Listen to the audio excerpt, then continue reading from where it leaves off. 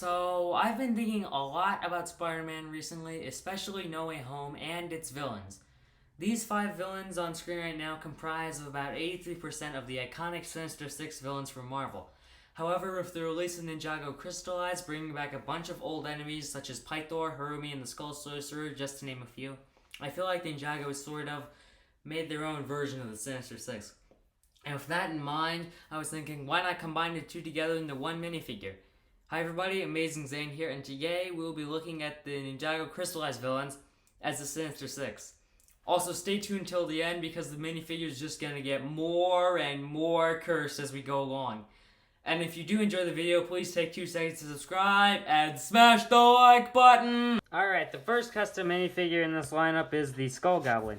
I was originally going to call it the Green Sorcerer, but that sounded kind of awkward, so he's a Skull Goblin. As you may be able to tell, this is a combination of the Green Goblin from Spider-Man and the Skull Sorcerer from Ninjago. There are a lot of similarities between these two characters.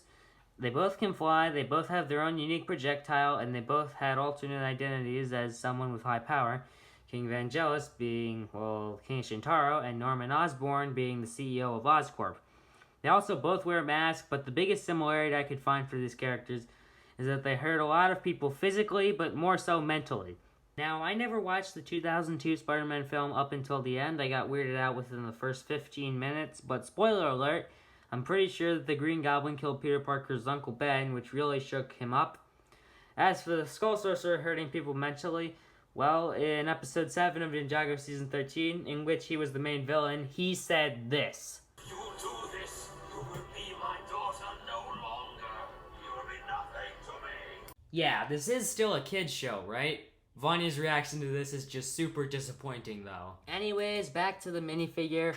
It's nothing much, just the crystallized era Skull Sorcerer on this somewhat rushed build inspired by the No Way Home Goblin Glider. He also has his skull, which is just a possessed head from Hidden Side. R.I.P. You died too soon. God, I shall miss you forever, Lego Hidden Side. Why'd you have to die so soon? Alright, yeah, I'm getting off topic. Anyways, the reason I used that head and the crystallized version of the Skull Sorcerer was because I skipped out on all the Season 13 sets. And please don't ask why. But if I had a Venom minifigure, I would have definitely used his head for the skull, because this scene on screen seriously reminds me of Venom's symbiosis transitions.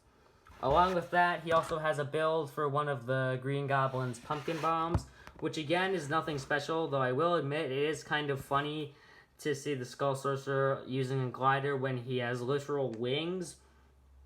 To be fair though, this is probably the least cursed minifigure in this display, and definitely the most rushed in my opinion. Also, going back to character correlations, I feel like Willem Dafoe would have made a great live-action Skull Sorcerer. Now that's cursed. I can't even think about something like that, so let's just move on to our next villain minifigure, Mr. E-lectro. So here is Mr. E as Electro. And no, I did not correlate them to each other because of their first initial, but because I was running out of ideas. I have to admit though, this would probably make Mr. E pretty overpowered being a robot and all. Heck, he may even have...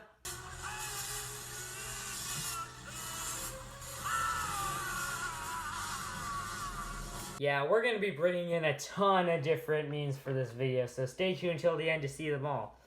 To be honest, he kind of looks like a combination of the Amazing Spider-Man 2 Electro and his No Way Home version due to the blue and yellow lightning pieces.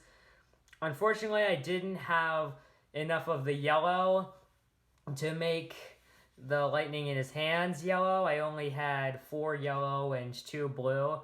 I think it looks kind of cool though, especially considering that these were my original designs. Definitely makes him look more cursed than the Skull Goblin. Alright, our next minifigure on this list is Sandspheera. Inspired by both Sandspheera and Sandman, this is a very, very cursed sight to behold. Like with Mr. E-lectro, I was running out of ideas for character correlations, but I eventually decided on Sandman since Sandspheera's pyramid was in the desert, which is usually a very sandy place. Anyway, Sandspheera looks pretty cool. I ordered that Sandman leg, body, I ordered this piece right here in my last Bricklink haul video, just for this. Go check that out. Unfortunately, one of the studs was already broken, but it's fine since it doesn't change the look that much. She also has her staff with the scroll of Forbidden Spinjitzu on it. If you're wondering what these gold flecks on the staff are, a while ago I tried painting a snake tail piece golds to make Sandspheera look more accurate to the show, but the gold pen I colored it with stuck to the connection points on the torso and legs, and the same thing happened to the staff when I tried using it to get the ink off. Anyways, this minifigure is honestly really cursed, but it's definitely not the most cursed in this video. But Darth Vader would be so screwed if he had to fight this thing, though. This would literally be his train of thought. No, please, I don't like sand. Don't hurt me. La! I honestly don't blame him, though. If I saw this thing coming towards me, I'd get as far away from it as possible. The third most cursed figure in this video is a mashup of the lizard and Pythor, the Pyzard. Yeah, I don't think that the character combo requires any explanation here. I mean, they're both reptilian, they're both humanoid, and they're both pure evil. I know a lot of people use Bosk's head from Star Wars to portray the lizard, but I think that the Chima crocodile heads do the job much better. This is the only one of those heads I have, though, so we'll have to live with the differently colored eyes and the scar. Apart from the head, nothing else really changed when making the Pyzard, though I did give him some green claws from a tree in the Ninjago City Garden set. This is actually the day of the departed Pythor, since I wasn't into Ninjago when he was first introduced, and I skipped out in the 2019 Legacy sets. Unfortunately, his right hand is super loose. Too many years of holding this giant staff thing, am I right? It sure was a shame when that happened, though. By the way, we're moving into the really cursed minifigures, so get ready. Also, if you're enjoying the video so far, please subscribe since it really means a lot to me. Okay, now we're looking at the really cursed minifigures, starting out with Harumisterio. I'm not sure if you can tell, but that's actually Harumi's face under the helmet. This was probably the toughest minifigure to make because, I mean, Harumi's facial design is super iconic amongst Ninjago fans, but at the same time, the most recognizable part of Mysterio's appearance is his fishbowl helmet. I really wanted to have the bottom of Harumi's hair poking through the helmet, but I couldn't do that since obviously there's no such mold. So I just put Harumi's head under the helmet instead, which, by the way, you can see the alternate face through the back of the helmet. And the worst part, that exact difficulty I had to overcome is what makes this minifigure look so cursed.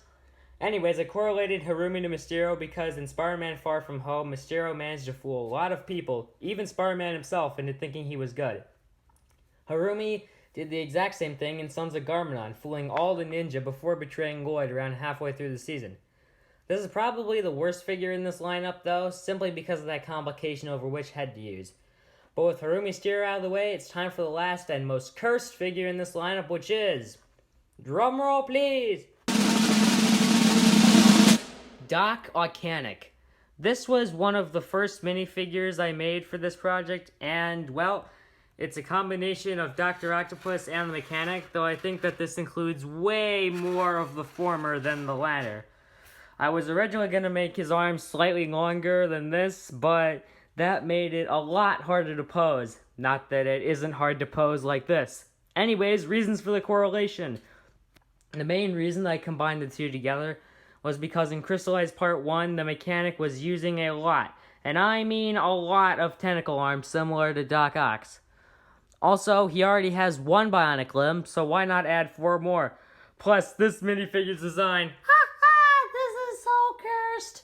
Can you imagine how different Season 12 Prime Empire would have been if the Mechanic had Doc Ock arms? Also, let's take what is possibly the most memeable scene from the Spider-Man No Way Home trailer, and we're going to be changing one or two things. Here we go.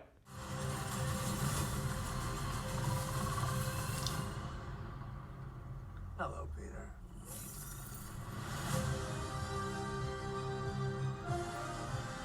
Oh, it's a masterpiece. Alright, that is it for today's video. These minifigures were a lot of fun to make, and I really hope you enjoyed seeing them.